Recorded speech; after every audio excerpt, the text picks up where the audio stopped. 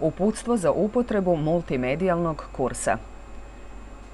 Za prekidanje ovog uputstva i povratak u normalni radni režim dovoljno je u bilo kom trenutku pritisnuti levi taster miša. Po pokretanju programa na ekranu biće prikazan njegov osnovni okvir, čija je namena da prikaže sve sadržaje koji su predviđeni ovim kursem. On je podeljen na nekoliko funkcionalnih celina, od kojih je najvažnija ona koja se nalazi u gornjoj zoni okvira i koja pruža mogućnost da se izborom neke od ponuđenih opcija aktivira odgovarajuća lekcija. Za izbor željene lekcije dovoljno je da u trenutku kada se kursorska strelica nalazi iznad njenog naslova, kratko pritisne levi taster miša. To će za rezultat imati uklanjanje početne slike sa ekrana i pokretanje uvodne video sekvence vezane za prvu od tema koje su obuhvaćene izabranom lekcijom. Sada se na ekranu mogu uočiti i ostale funkcionalne celine kao što su meni za izbor željene teme uz levu ivicu okvira, površina za prikazivanje video sekvencije u sredini i grupa ekranskih tastera za kontrolu reprodukcije koja se nalazi uz donju ivicu okvira. Za izbor neke od tema koje sadrži izabrana lekcija, potrebno je da kursorsku strelicu postavite iznad njenog naslova, pri čemu će se za njeno označavanje koristiti plavi pravougaonik, pa zatim pritiskom na levi taster miša započeti prikazivanje njenog sadržaja.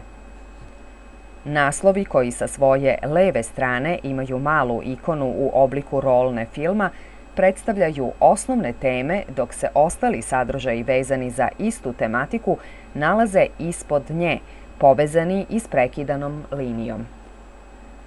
Ako ste izabrali neku od raspoloživih tema i započeli reprodukciju video sekvence za dalje upravljanje njenim tokom, možete koristiti ekranske tastere koji se nalaze ispod same površine na kojoj se vrši njeno prikazivanje. To znači da se za privremeno zaustavljanje reprodukcije može pritiskom na levi taster miša na taster u formi dve vertikalne linije aktivirati funkcija Pause, dok se za nastavak reprodukcije može izabrati taster u formi trougla koji aktivira funkciju Play. Za potpuno zaustavljanje video sekvence potrebno je izabrati taster Stop.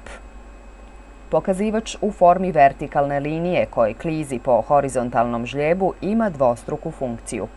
Kao prvo, označava trenutni položaj u odnosu na ukupno trajanje video sekvence i na taj način pomaže da vidite da li je ona na svom početku, sredini ili pri kraju, i kao drugo omogućava da se njegovim povlačenjem brzo pozicionirate na željeni deo.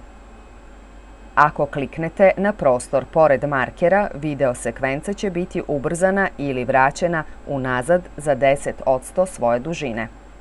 To je naročito pogodno za situacije u kojima želite da se vratite i ponovo pogledate neki od segmenta koji su već prikazani. Pored toga, u donjem desnom uglu možete vidjeti trenutni time kod i ukupno trajanje aktivne video sekvence. Za brzi prelazak na sledeću ili prethodnu temu u okviru tekuće lekcije možete koristiti odgovarajuće ekranske tastere, dok se aktiviranjem funkcije Continuous Play omogućava njihovo automatsko nadovezivanje i na taj način sagledava čitava lekcija bez prekida između pojedinih tema. Osim video sekvenci za savlađivanje ovog kursa, na raspolaganju su vam i tekstovi svih obrađenih tema.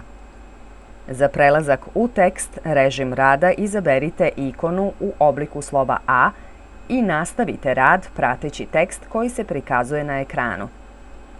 Za štampanje izabrane teme ili čitave lekcije kliknite na odgovarajuću ikonu i sačekajte da se završi postupak štampanja. Ponovno prikazivanje video sekvenciji možete pokrenuti izborom ikone sa simbolom kamere. Za lakše pronalaženje željene teme možete izborom ikone u formi otvorene knjige pokrenuti deo programa koji smo nazvali indeks tema.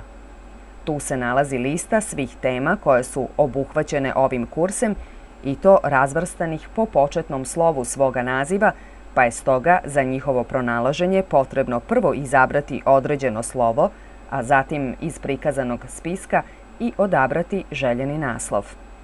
Program će dalje automatski preći na prikazivanje izabrane teme.